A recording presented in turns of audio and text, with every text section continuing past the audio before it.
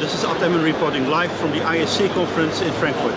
And we're here with Spencer Lamb from Verne Global, who will explain us the company and the latest technology. So welcome. Thank you very much. My name is Spencer Lamb. I work for Verne Global. We are a data center provider in Iceland.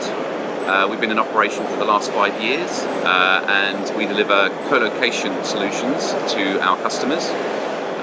The reason for choosing Iceland as a data center location is to take advantage of the significantly reduced power costs and also the benefits that the power is generated from geothermal and hydroelectricity plants, so it's all renewable.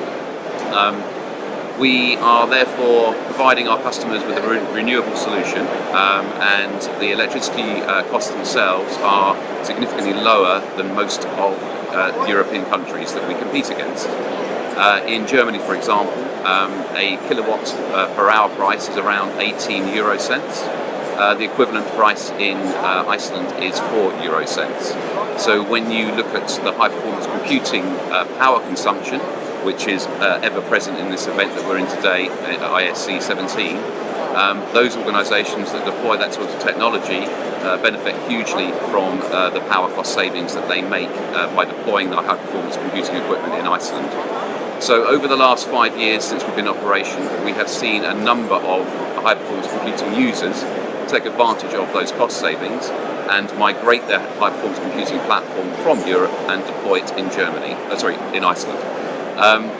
The organisations that we've experienced that with are the likes of BMW, Volkswagen, and in the UK, an organisation called the Iceland Institute.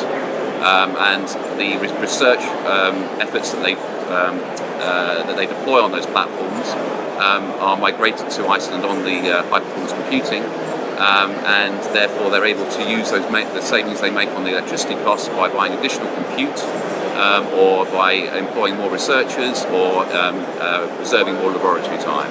So it significantly benefits them and their organisation, depending upon whatever research application they're doing, whether it be in enterprise or whether it be in the public sector, stroke research community, where they're publicly funded.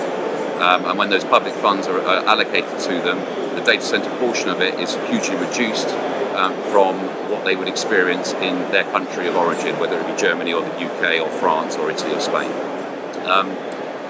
The data centre itself has evolved over the last 5 years, and the reason why we're here today, we are launching our Power Direct Plus data centre configuration, and that takes out elements of the data centre infrastructure, takes out the generators, and provides a more comprehensive cooling solution by utilising the benefits of the Icelandic climate.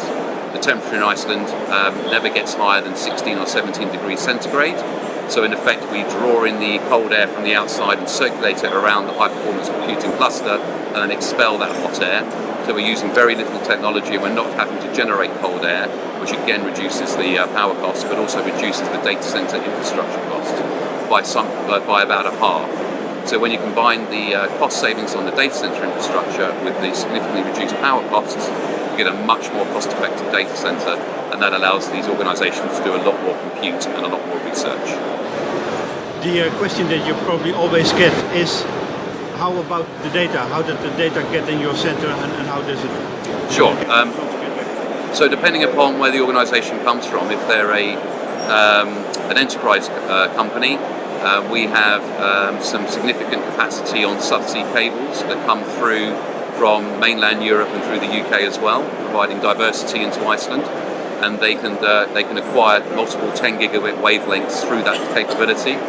But for the more research publicly funded projects, so they can utilise what's called the National Research Education Network within their country, which is connected to GEONT, which is the European backbone capability. So a good example of that is what we've achieved with the Iceland Institute.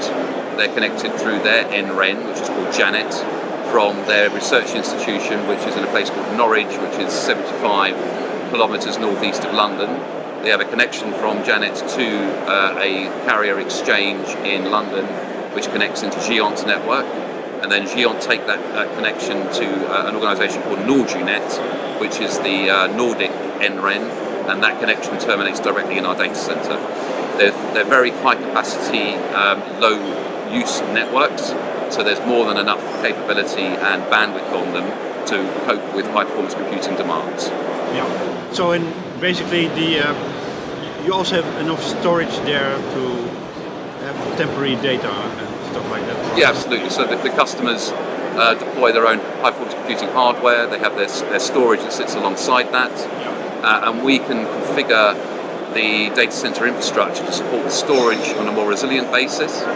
So that can be accessed 24/7, 365, and the compute will sit in a low resilience environment to reduce their costs. Because when you look at an HPC platform, the storage capacity or power capacity is about a third compared to the 2/3 of the compute capacity. So again, it allows them to balance out and allows their researchers to access the storage 24/7, 365. Okay, so what you just announced is that your center will be even more efficient and more efficient and cost effective, and suitable for the research community who deploy their data center infrastructure in that manner in their own on their own real estate portfolio, if you like, within their own property. Traditionally, when they've gone to the co-location market to look for a outsourced data center, they are having to buy highly resilient solutions because that's all that's deployed, and therefore it's somewhat off-putting for them because they're having to spend a lot of money on something they don't really need. This solution answers that by providing them with a suitable resilience level at a suitable cost. What I didn't quite understand is, can you also put your own equipment there, or? We're a co-location provider, so we don't run any of the hardware. The customers deploy their own hardware in our facility. Okay. Yeah, which makes it suitable for absolutely HPC, because everyone wants his own cluster, which is much better than the other one. Yeah, there's a lot of that going on. But that's HPC and that's research. It is very competitive. When these research projects come up for organisations to bid for, a big piece of the response is required that they provide an understanding of how efficient and renewable and green their solution is. To date, the high performance computing world have been focused on making the hardware more efficient and ensuring that the application is designed in the right way and the workflow is correctly managed. And that's very productive, but ultimately they're still reliant upon electricity to power the HPC from fossil fuel power stations. This very easily overcomes that and allows them to, in effect, provide a more competitive, renewable bid for that piece of research funding. Thank you very much for this interview. Thank you, very kind of you. Good to meet you. For Primeur Magazine, this was Verne Global.